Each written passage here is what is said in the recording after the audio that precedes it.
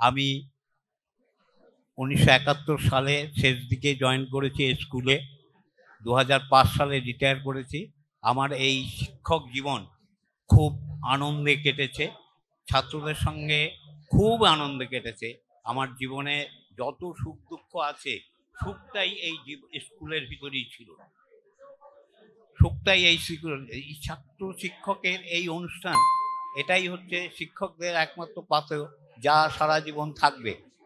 সে ছাত্র শিক্ষকের সম্পর্ক ভালো থাকলে আজকে যে সামাজিক অবস্থা, এই অবস্থার ভিতর একমাত্র এই অবস্থাকে উন্নতি লাভ করতে পারে যদি ছাত্র শিক্ষকের সম্পর্ক সম্পূর্ণভাবে সুন্দর থাকে।